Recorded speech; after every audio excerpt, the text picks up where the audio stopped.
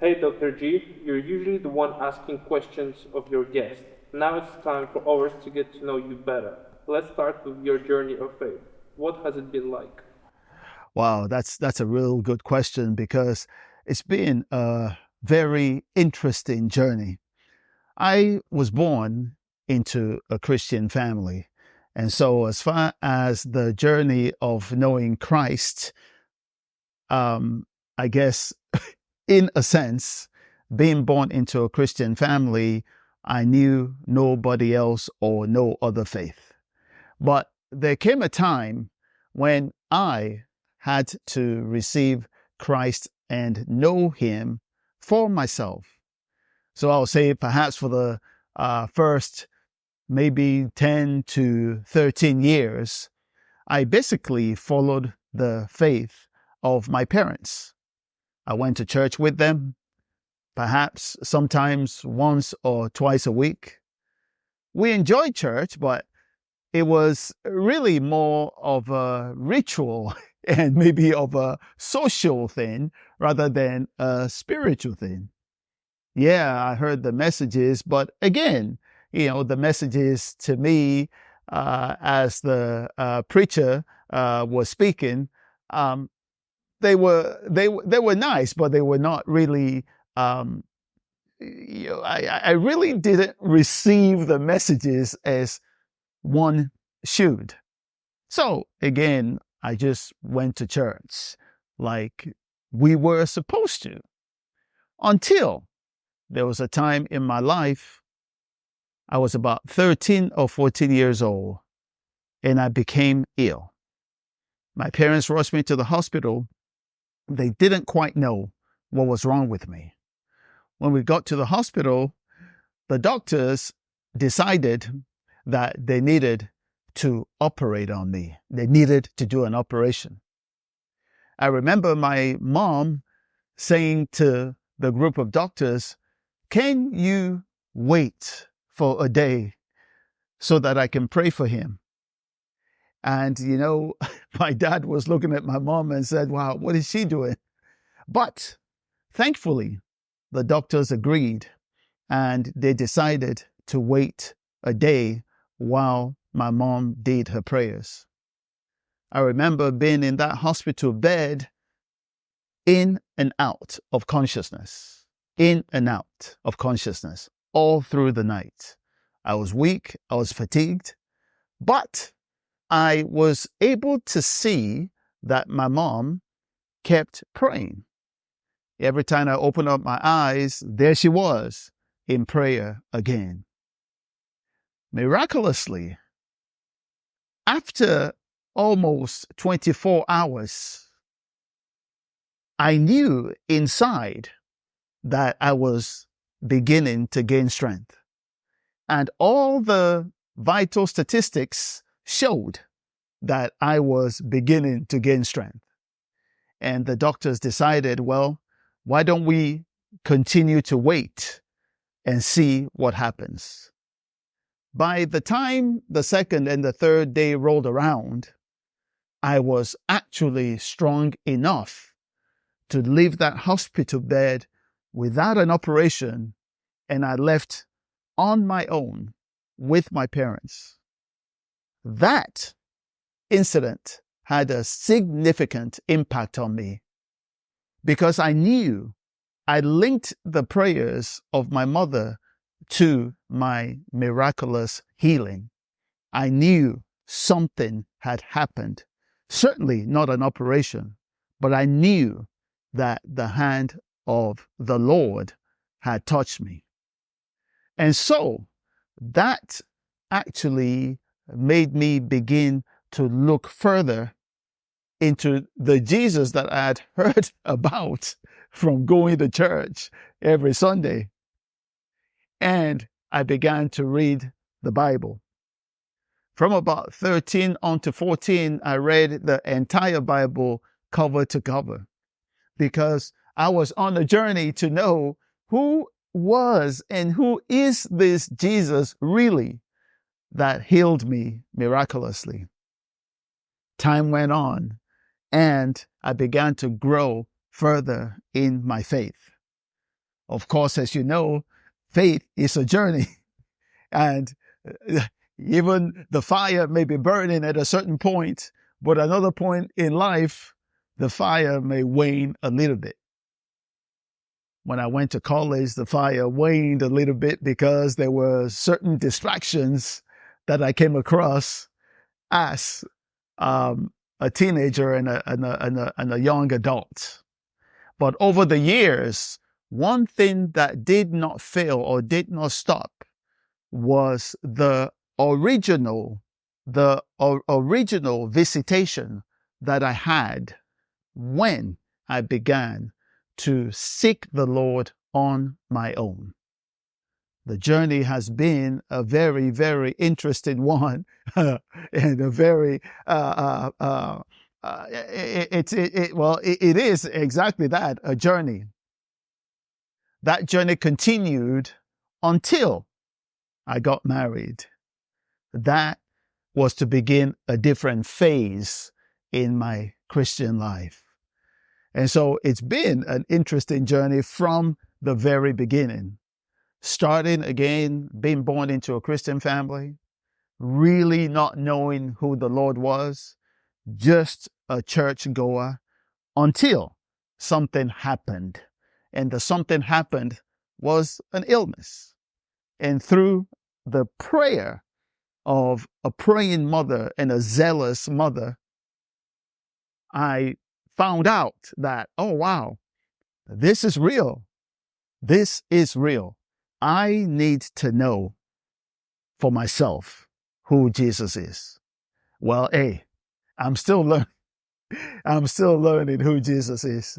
The journey still continues even till today.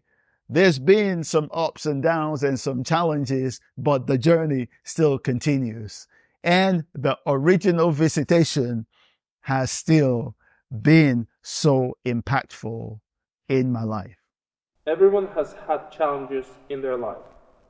Could you tell us a bit about yours and how you overcame it?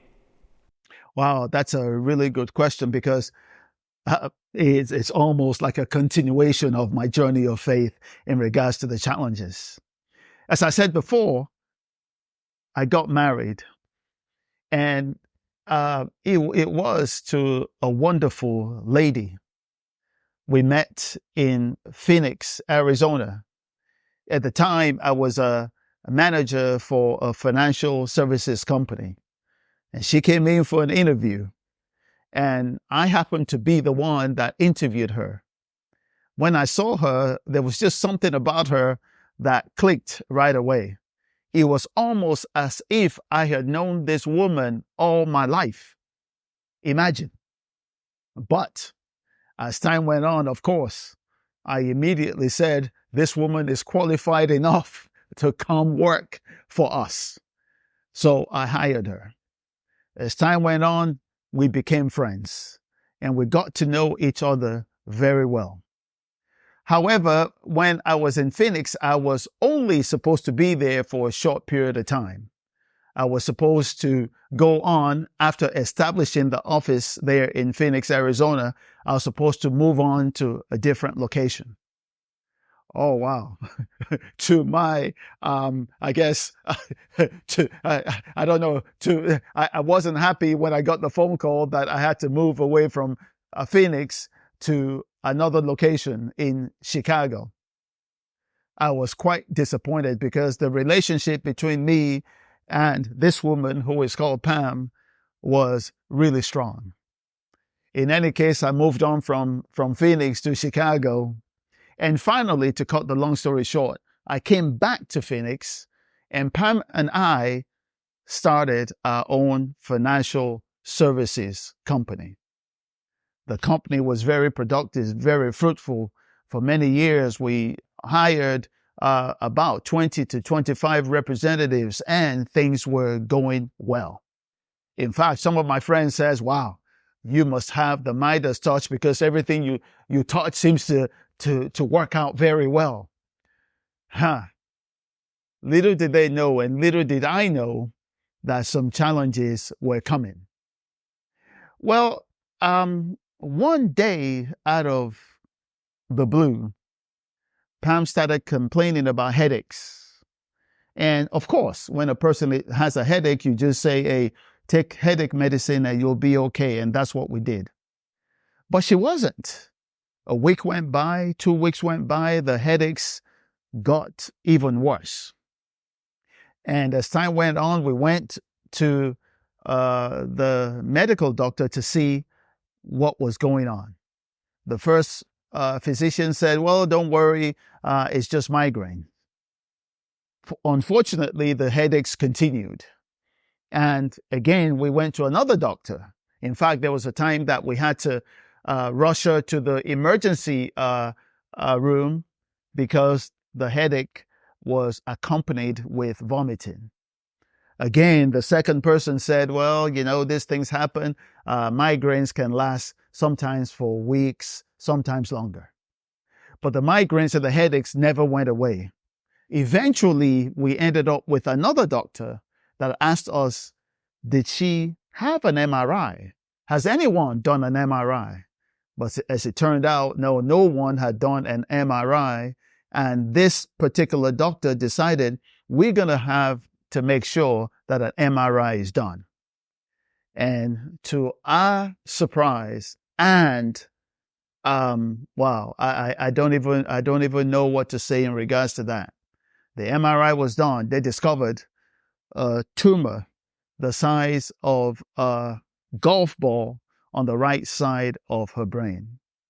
And the tumor was a very aggressive one. The doctor told us, oh, I'm sorry, Mr. Martins. This is one of the most malignant tumors. And sorry, yes, we can do an operation to remove it, but sadly, this tumor comes back. And we really don't think that she can survive another 3 months. Wow, how devastating. Our children at the time were only 3 and 5 years old. Can you imagine? One day everything seems to be going well, and the next you find yourself having to hear the worst news ever. Pam herself was just a young lady in her 30s. So many questions went through our minds. How could this be? Why did the Lord allow something like this? Did he not understand what we were up to? Did he not know? Is he not the one that had blessed us with this young children, with the family, with the business? How could everything come to such a halt? Hey, but I'm here to say and testify that I had to go back to that original visitation. I had to go back to the same Lord that healed me and touched me. And that began my next journey of faith in meeting the challenge. How was the challenge met? The same way, through prayers and a dependence on the Word of God. Well, the prognosis was not as the doctors had said. 3 months actually turned into almost 3 years, giving us sufficient time at least to say goodbye. Time to spend together with the kids, for the kids to grow up a little bit more. What was meant to be a death sentence right away, God, by his grace, gave us more time. And in the middle of all that devastation and news, God was working in us internally. And so this was a challenge. This was the next challenge that came in the journey of faith. And how did we overcome? The same way: the Word, prayer, the Lord, dependence on him. That's the way that challenge has been overcome. Have you always wanted to be a preacher and a speaker? What led you in this direction? Well, that's an interesting question. In fact, quite the opposite. I've never wanted to be a speaker. Neither have I ever wanted to be a preacher. My grandfather, interestingly enough, I was a preacher. But my view of preachers was, well, preachers don't really do well. They don't make a lot of money, and I don't want to be a preacher. And as far as being a speaker, I grew up as a very shy person. The last thing I wanted to do was be in a position where I would be speaking publicly. but God is interesting. Exactly the area where I didn't want to go is where I ended up going.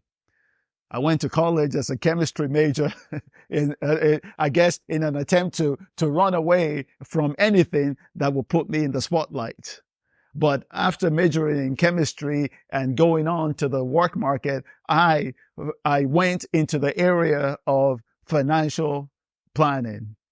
And this area in the type of management development program that I was in actually got me to the point where I had to make presentations. I had to speak. The shyness actually went away. God helped me with the shyness. And it was interesting that a person that wanted to get away from anything to do with public speaking ended up being a public speaker and a preacher. As far as the preaching aspect of it, I, again, never really wanted to be a preacher. At the time that Pam and I were running our own financial services business, we went to church regularly. Being a preacher was not something that I had planned on being at all. However, I had written a book on what had happened, our experiences that we had together. And after the book was published, there were several organizations, including churches, that would ask me to come and speak. And one of the places where I spoke regularly was at our own church in Phoenix. And as I began to speak at the church, the people at the church, the main preachers at the church came to me and said, you seem to have a grasp of the scriptures, and people really, I can see people relating to you very well. We would like you to take up a Sunday school class. And so I became a Sunday school teacher at our church. Again, what was going on was a gift that I didn't even know that I had. I attended quite a big church, about 4,000 people, and there were 12 or so different Bible study classes. And so I would be moved from one Bible study class to another Bible study class. And over the years, I was called in by the committee, the head of the church, and I was actually ordained as a pastor in the church. And so my path to being a preacher and a speaker was not one that I originally thought about or even wanted. You and I have to bend to the will of God in our lives. And it was the will of God for my life to be in the area, in the field that I'm in at the moment. It didn't start out like that, but here we are. I know you're also an author and written several books. Could you tell us a bit more about them and what you're working on at the moment? Yeah, that's a really good question. As I mentioned, I wrote my first book, which was a book that recounted the story of what had happened to my family when my late wife was diagnosed with terminal brain cancer. That book is called A Journey Interrupted. Again, it just talks about our experiences. It talks about what happened when we got the diagnosis. It talks about the prayers, talks about the different types of people that surrounded us, talks about the help that we got from people and from the Lord. And it talks about how eventually we were able, by God's grace, to overcome one of the greatest challenges of our lives. It's a great book, especially for people that may be going through a loss, or someone that has somebody that has been diagnosed and doctors are saying, hey, there's no way out, this is it. It's an awesome book for anyone that may be going through that situation or knows anyone that may be facing such challenges as well. My next book, the other book that I wrote, is called What is Healing? As a person that has experienced the healing hand of God, and I've seen personally the healing hand of God in people's lives, I was drawn to write a book about healing. This book talks about healing from the perspective of different types of healing. It talks about healing physically, healing in the soul, and healing in the spirit. And so it just takes you through the process of these different types of healing, because we as human beings, we compose of the body, the soul, and the spirit. Any part of those areas could be challenged. And so the book kind of speaks to how one can receive healing in all those areas of life. He also talks about the means of grace that God uses to heal us. Medical doctors and medicines are a means of grace that God uses to heal us. Sometimes people say, well, I don't want to take medicine, or I just want to pray alone. Yes, of course, God can heal you through prayer alone. He can also heal you through the hands of a surgeon or through medicine. In fact, you and I know that most of the medicines that we take come from the herbs and the plants that God Himself provided anyway. And so this book, What is Healing, kind of goes into details about all these things. Another book that I wrote is a continuation of What is Healing. It's called The Evolution of Healing. The evolution meaning the fact that, yes, there is a healing that happens here on earth, but there is a greater healing that is happening inside of us, which is a spiritual healing. And essentially, that evolution of healing of the spirit, eventually, when we meet Jesus face to face, we are transformed into His image, which is a different kind of healing. It's the kind of healing where you will never be sick anymore. It's the kind of healing where there's no more pain. However, to get to the point of that spiritual healing, it is a process and it is an evolution. The soul needs healing. The soul comprises of the will of man, the mind of man, and the emotions of man. So all those three areas need to be healed. Many people suffer sickness in their soul. Now, the thing about a soul sickness is that it's not as apparent as somebody that has a physical sickness. If somebody has a wound physically, it's easy to attend to the wound and take care of it. But when a person is bleeding inside, nobody sees it. Only the person that has that problem knows it. And so, again, healing of the soul is vital. But it doesn't stop there, because we're not just soul beings, we're also spiritual beings. And there's a point in time when we transcend and come out of this human body and transcend into who we truly are in the spirit. That is an area that we all ought to pay attention to. The book, Evolution of Healing, goes further into these things. And then after that, there's another book that I wrote called The Time of the End. And the time of the end speaks about, again, the time that we're living in right now, which is the end time, the time of the end.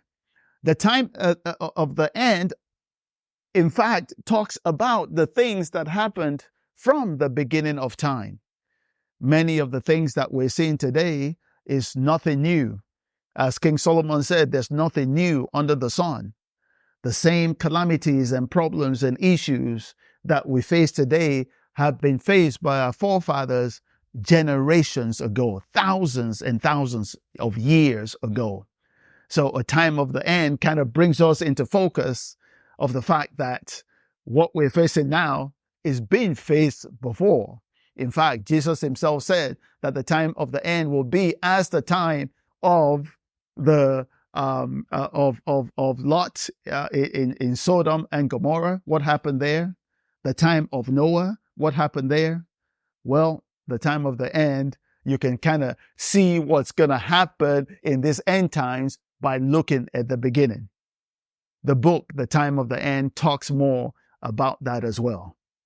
But to answer your question about what I'm working on today, well, it's actually fascinating. It's a book. I'm working on a book called The Way of the Kingdom. The Way of the Kingdom, as opposed to the way of the world, or the way of the flesh, the way of the kingdom. There are certain principles that are principles of the kingdom, or the ways of the kingdom. The Lord Jesus says, I am the way, I am the truth, I am the life. The way of the kingdom talks about these different principles, these different ways to enter the kingdom. That's a fascinating book that will be out shortly. So anyway, all these books, you can actually just go on my website, g-ministries.com, and you'll be able to purchase those books there. You are an American citizen who has lived in the US for over 30 years. What led you to cross over to the UK? Yeah, well, it's my journey has been an interesting one. I have lived in Arizona for over 30 years. I began to visit the UK more frequently, perhaps a couple of years ago. And from the UK, I traveled to different European cities. Of course, it's a lot easier to fly to Rome, Italy, or Milan, or any one of those European nations from the UK rather than all the way from Phoenix, Arizona to all these places. There was a time also that I went to Egypt. Again, easier to fly from the UK to Egypt rather than from Phoenix, Arizona to Egypt. So it was just more convenient. But the more I came here, the more I began to be drawn to being here. In fact, I was led in my spirit to continue the journey of coming here. It's really interesting. On my journey to Egypt, and I guess this is where things began as far as me being in the UK and crossing over to the UK and working here in the UK. On my journey to Phoenix, my nephew and his wife joined me on that journey, and they brought a videographer with them. And wherever we went, I would just speak about the place. Now, it was interesting because the Lord would just give the word of where we were, and the word would just flow. And I began to notice that, wow, that's interesting. There's something here.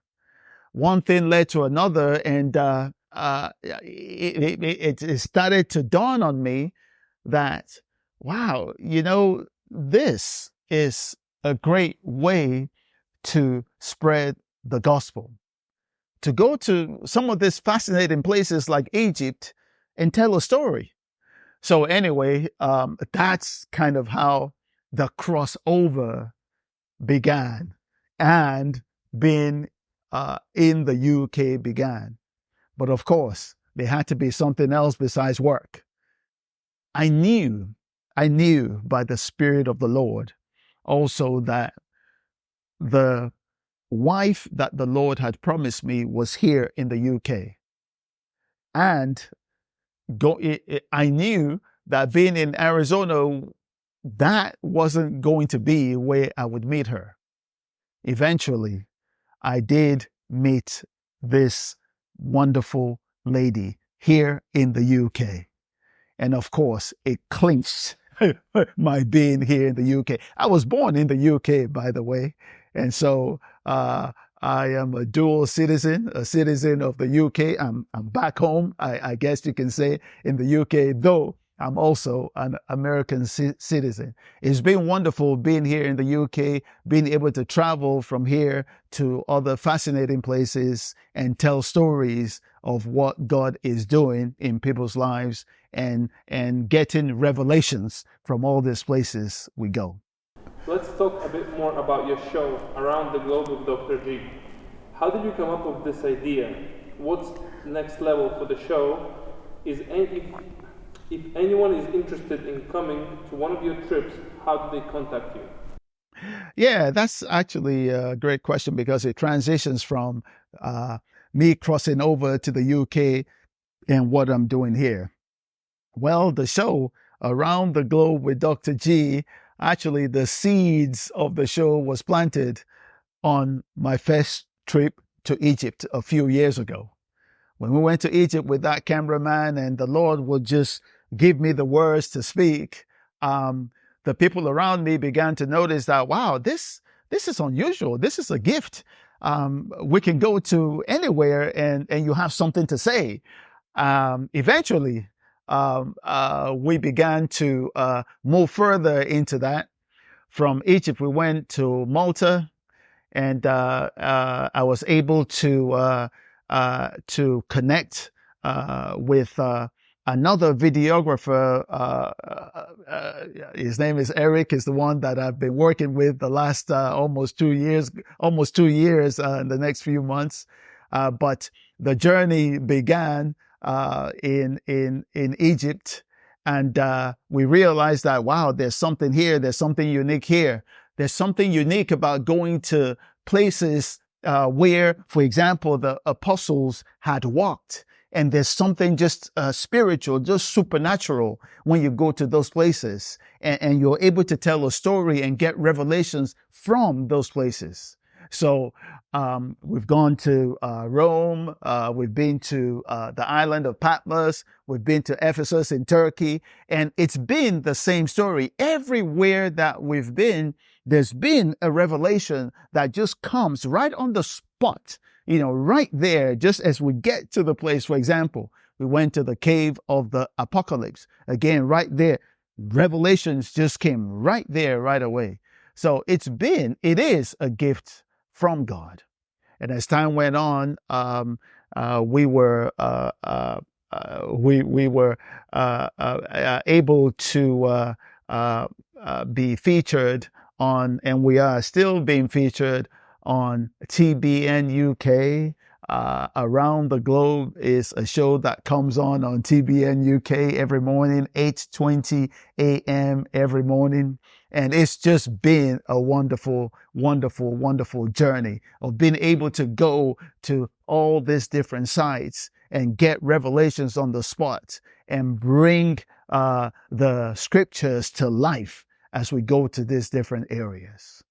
Well, you asked me what's next. Well, as you know, the vision continues and it continues to expand. One of the places that we look at going to in the next couple of months is Ghana. In Ghana, again, we're going to be telling a story of the spiritual background of the culture of the people, of the social climate there, and bringing it all together in a documentary form. And it's going to be really fascinating. Another place that we've been invited to go to is Belize. There is an American businessman in Belize that went there about 20 years ago and bought a land on on the coast. And he built hotels and condominiums on the land, and also a church. And so we're going to be going to Belize to tell his story and to actually showcase what God has been doing in his life. So there are other places also, other projects like that that we have on the horizon. You asked the question, if somebody is interested in joining us on one of these trips, all you have to do is go to our website, g-ministries.com. I can assure you that you'll have the adventure of your life.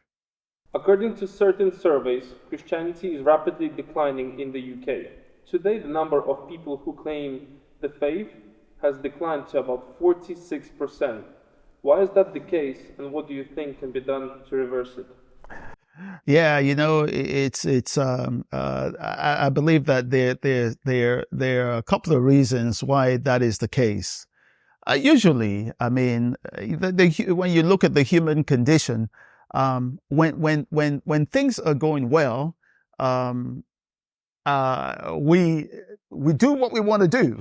I mean, that's really the way it is. When we are living a life of comfort and pleasure, we do what we want to do because we can do what we want to do. Sadly, as we do what we want to do, many of us veer away from the Lord and the principles of what got us to where we were before. In many of the Western nations, particularly the UK, that is exactly what has been happening. The UK, the foundation of this nation is a Christian foundation. But as the nation began to get more and more comfortable, more and more wealthy, um, some of the citizens turned away. They were distracted by, as the Bible calls it, the deceitfulness of riches. And so what keeps a person spiritually engaged, sometimes, discomfort can keep you spiritually engaged. A need can keep you spiritually engaged. But when you're in a situation where you feel that everything that you need, you already have it, and you feel that it is a deception, because that's not true, but the deceitfulness of wealth and riches and comfort can make you lukewarm, and it can make you lose your spiritual fervor. I believe that this is what has been happening in the UK and, in fact, in many of the Western nations. Now, are we surprised that we see a decline in people that claim Christianity? No, absolutely not. However, the good news is that while that may be happening to some, it's the opposite is happening to others. There are still a group of people that are still spiritually engaged and spiritually charged up.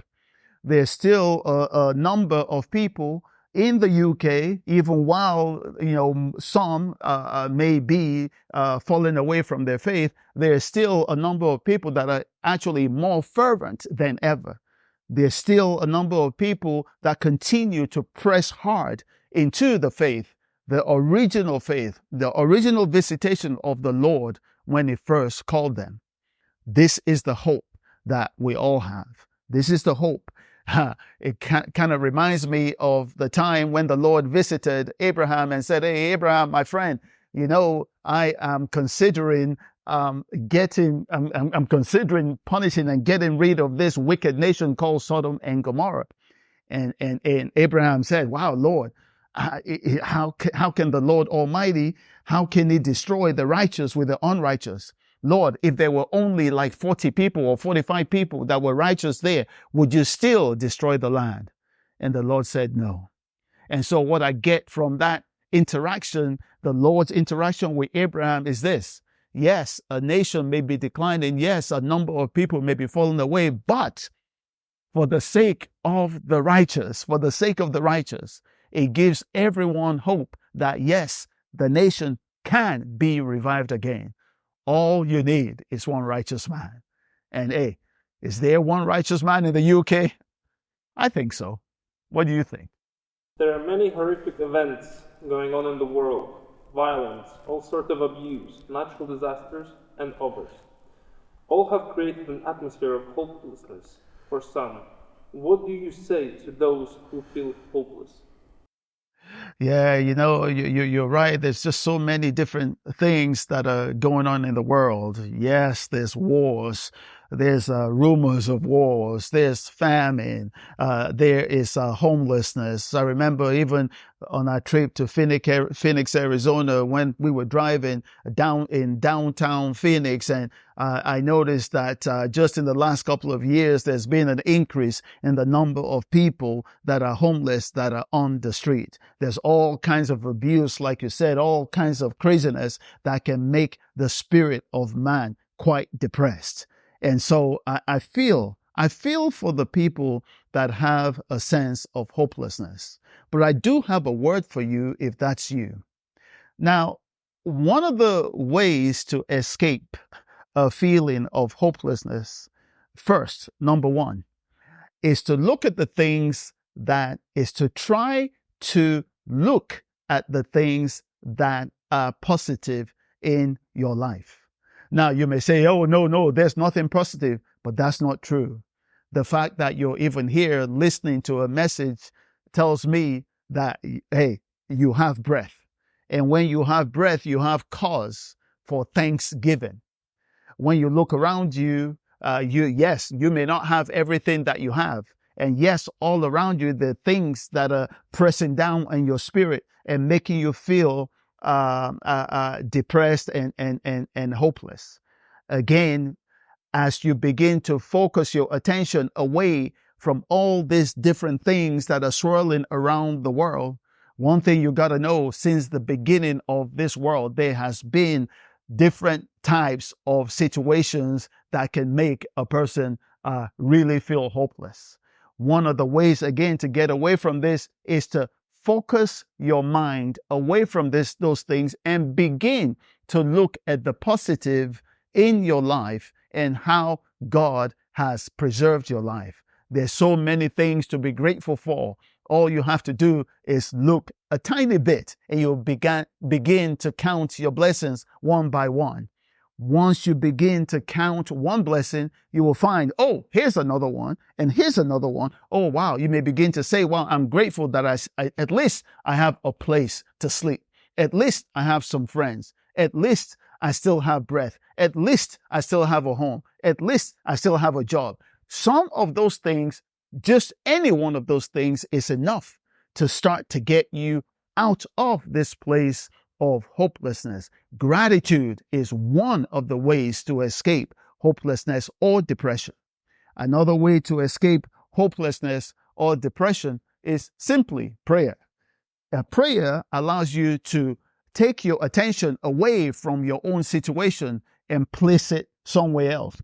Place it in the hands of God. Get it out of yourself. Sometimes some people have a book and they just journal things down. Again, that is one way to try to help yourself to get away from a sense of depression and hopelessness. Another way is just turn off the TV. Sometimes we're bombarded by the TV, most of the time, what it shows is negative news. Turn off the internet, go walking, go exercise, do something else. Get away from it all. Sometimes that's all you need to do to get away from a sense of hopelessness. Another way is this. Is there a friend or somebody else that may need your help? Is there a place where you may be useful to somebody else? When you take your attention away from you and place yourself in the life of somebody else, helping somebody else, you will get out of your own hopelessness, sense of hopelessness and depression. Yes, these things happen in the world. In fact, Jesus says, in this world you will have trouble. There is all kinds of trouble in this world. But guess what? As the Lord Jesus says, he says, I have overcome the world. Take hope. Be encouraged. I have overcome the world. You can too by following a few good principles. As an American, what are your thoughts about the spiritual and political climate of the nation? Yeah, America is a great nation. Of course, having lived in America for over 30 years, you will say I'm biased. To be honest, I've been to many places around the world. I've never seen a people that are more generous. I've never seen a people that are more kind. I've never seen a people that are more friendly. I've never seen a people that are more compassionate than Americans. America is a great nation. America, in fact, America is one of the nations that says, one nation under God. Americans are not fearful to speak about God or about what God has done. The spiritual climate, I feel, in America is awesome. Even just recently, as President Trump was shot, there was a attempted assassination on his life. The first thing he said, as he was being interviewed, was, God saved me. God saved me. Other people were saying the same. This is a nation, America, where people can still invoke the name of God and said, God saved me. So as far as the spiritual condition of the land, it's good. However, there are forces that are pressing in on the foundation of this beautiful country. There are forces from the internal forces and external forces that are pressing in to change the climate, the spiritual climate of the nation. Anytime that there's a man that wants to assassinate the president, you can imagine the kind of hatred that is in the heart of that kind of person. And so, yes, while the climate is good, there are other forces trying to take over the goodness of this beautiful nation, one nation under God. But I believe that if Americans go back to the foundation of their faith, they are the ones that says we are one nation under God. They are the ones that said that. The principles of the nation of America was birthed in the Christian faith. It is truly one nation under God. What Americans need to do as a people is go back to the tenets of their own faith, of their own foundation. And I believe that when they do that, they will be able to overcome the dark forces that are trying to press in and bring this great nation down. As far as the political element, again, there is a spiritual underpinning to all the political toxic atmosphere and language that is going on. There is, again, it's really a spiritual underpinning. When the people of America, the righteous people of America, rise up and say, oh, it's not going to happen under our clock. It's not going to happen. Now, I'm not saying that Americans are perfect people. Of course, they're like everybody else. However, one thing that Americans have done compared to many other nations is that America has said, we are one nation under God. Not all nations claim that. You don't go to every nation and hear people invoke the name of Jesus Christ. When you go to America, when you turn on the TV, you hear politicians talk freely about God and what God has done. Again, as I said, even President Trump said, if not for God, God saved my life. Now, I don't know whether presidents of other nations can invoke God when something like that, when they come within a hair's breadth of being killed. America is a great nation. All Americans need to do is go back to the tenets of their faith, and they will be fine. And we will be fine. Finally, I know you recite a lot of scriptures. What is your favorite Bible story and why? Oh, wow. That's a great question because I have many great Bible stories. But let me talk about the one that I guess, out of so many, I can talk about one. The one that fascinates me the most is the story of Joseph. I love the story of Joseph because this is a man, when you look at his life, you see the hand of the Lord from the beginning on his life all the way to the end. And the reason why I love the life of Joseph is that Joseph went through trials and tribulations that we all go through. In fact, maybe even more than some people go through. Remember, his brothers threw him into the pit. He had a dream, and the brothers conspired and said, oh no, with this dream, this dreamer. This dream is not going to come true. Why? Because we're going to kill the dreamer. But God's hand was on Joseph.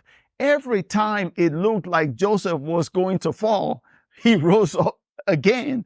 That's what I love about the story of Joseph. Every time it looks like, it looks like he's almost dead. No, God raised him up again. He took him from the pit. They sold him as a slave. He prospered even in the house of Potiphar as a slave. Now, again, the hand of the Lord was on him, even as a slave. Everywhere he went, God's hand was there. And then, as if that wasn't enough, as soon as he started to do well in Potiphar's house, boom, something else happened. Potiphar's wife accused him of rape. Boom, wow. There we go. We see Joseph again down in the pits. In fact, in prison, in a dungeon, way down in the pits. Now, again, you look around and you say, oh, is that the end of Joseph? No, it's not the end. We see again, the hand of the Lord was upon him. The Lord raised him up from prison and put him into Pharaoh's palace. Such a fascinating story. I love the story of how a man gets down and then God raises him up again and again and again. It's just it's a God story, and I love it. Now, at the end, the story of Joseph links with a Bible verse that I also love. Romans 8:28, which I'm sure many of you are familiar with. Romans 8:28 says, "For God causes all things to work together for good, for those that love God and for those who are called according to his purpose." All things, God makes all things work together for good. The good, the bad, the ugly, all things working together for the good of those that love God and those that are called according to his purpose. Throughout the life of Joseph, Joseph stayed in faith. He was strong in his faith. He loved God. It was pretty clear that it was God's purpose in his life. All through his life, the hand of providence was on Joseph's life. I feel that many of you that are watching this, that God's hand is on you as well. And whenever you find yourself in the pit, you can think about the life of Joseph. Whenever you find yourself in a situation like a prison where you feel captive or bound by something, read the story of Joseph. And even when you get to the place of the palace, read his story. Joseph never lost the character and the integrity. When he became second in command in Egypt, he had all the power to punish the brothers that wanted to kill him. But instead, he offered forgiveness. This is the story of Joseph. This is the story that I love so much. It is the story of God. It is a fascinating story. So thank you for asking that question.